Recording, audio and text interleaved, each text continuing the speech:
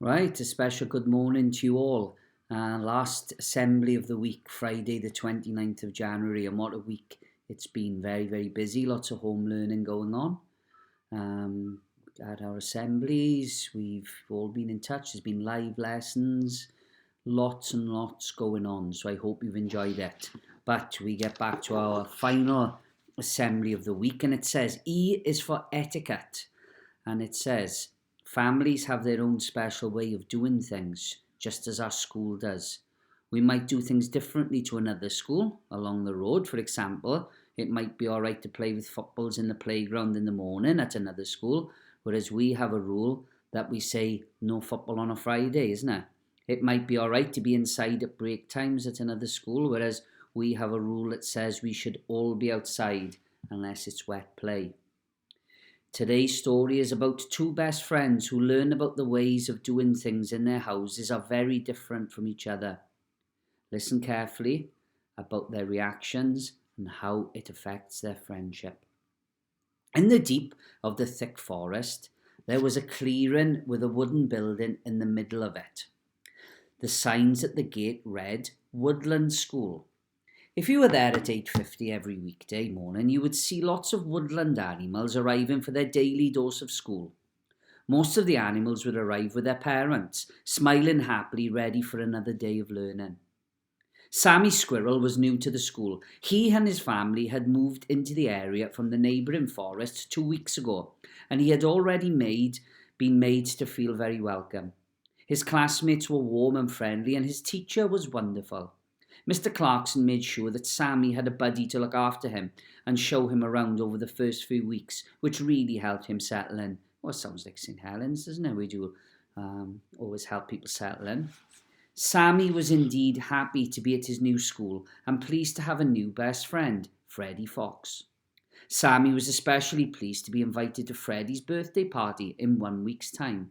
It was to be a huge event, with most of his classmates going to Freddie's house, where there would be a bouncy castle along with games of hide and seek and pin the tail on the human. The party was all anyone could talk about at break times and lunch times. So excited they were. Finally, the day arrived and Sammy donned his best party clothes before heading through the woods to Freddie's den. By the time he got there, the party was well and truly underway. Music blared through the cracks in the front door, hitting Sammy's ears as he knocked gently, twitched his nose, and waited to be invited in. Slowly, the door opened. There stood Freddie's mum, her hair a little bit rough. Sammy looked down at her paws and noticed the dirt under her nails. He was shocked. His mother wouldn't dream of opening the front door with knots in her hair and dirt under her nails. "Oh, welcome, Sammy," she smiled. "Do come in and meet the rest of the family. We are so thrilled to have you join us today." Sammy followed the bedraggled woman into the living room of the family den. What he saw shocked his eyes to the very core. Every single member of Freddie's family was there, each with knotty hair and dirt under their nails. Sammy instinctively looked at his own nails and how clean they were. His mother had insisted that he scrub them thoroughly before leaving the house earlier that day. "Please don't be embarrassed about having such clean nails," Freddie said warmly. "We understand that other creatures do things differently." And the two trotted off to meet the rest of their friends and enjoy the games that were ready for them to play. In what seemed like no time at all, Freddie's mother was calling them. "Come on, you lot, it's time for the birthday meal." The friends all jumped up from their games and raced to the sound of her voice. What greeted Sammy was the third shock of the day. Freddie's family were waiting by the door, their faces eager and ready to go outside. Instead of the food being ready and waiting as it would have been at Sammy's house, Freddie's family were about to go out and hunt for the food that they would eat. "Come on, everyone," called one of the uncles. "Let's go and see what we can find." Sammy found himself following the pack into the forest. His eyes grew wider with every passing minute as he saw the foxes searching for anything they could get their hands on: beetles, grasshoppers, earthworms. And then Sammy could finally see why their nails were so dirty. They began to rummage through the rubbish bins, taking scraps of food that had been thrown out. Sammy even noticed some of the foxes taking food from some of the bird feeders that were scattered through the forest. He heard joy in their voices as they took the food from the bins and discussed going to the chicken coops that could be found at the farm down the road. He was horrified, and it must have shown on his face. At Sammy's home, things were different. Sammy's mother made certain that every morning Sammy and his sisters carefully washed behind their ears and scrubbed their nails. She would never let them go anywhere with their coats dirty or matted the way that Freddy's was. The squirrel family considered themselves to be right with their clean and tidy ways. Meals were special times in the squirrel family. Mr. and Mrs. Squirrel would have worked hard before the meal, making sure that everything was ready for the family and any guests. Seeds and nuts would have been gathered in plenty of time and stored carefully just below the surface of the soil, waiting for the perfect opportunity for them to be cleaned and served. The squirrel family considered themselves to be right with their organised ways. It's just so different, Sammy stammered when Freddy asked him what was wrong. It's just not how we do things at home.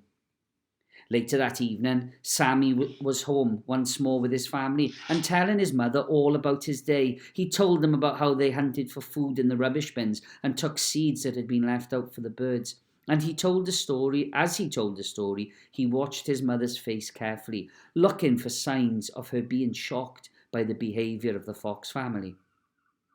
Sammy didn't think his mother would let him play with Freddy anymore, especially when she heard about the dirt under his nails. To his surprise, his mother was very understanding. Just because it isn't what we would do, it doesn't mean that it's wrong, Sammy, she explained. Different people have different ways of doing things. Doing things differently from what we do doesn't mean that it's bad or wrong. It just means that it is different. Of course, you can carry on being friends with Freddy. We can learn lots from others. Always remember that, Sammy. His mother smiled as she turned and started to scrub the nuts for their evening supper. That night, Sammy went to sleep a happy squirrel, thinking of all the fun he and his friend Freddy had had in front of them, and how much they could learn about each other through their similarities and their differences. And as it says here, at first, Sammy was shocked with the ways of Freddy's family. Each of the families has different ways of doing things, or different etiquettes, different behaviours, different manners.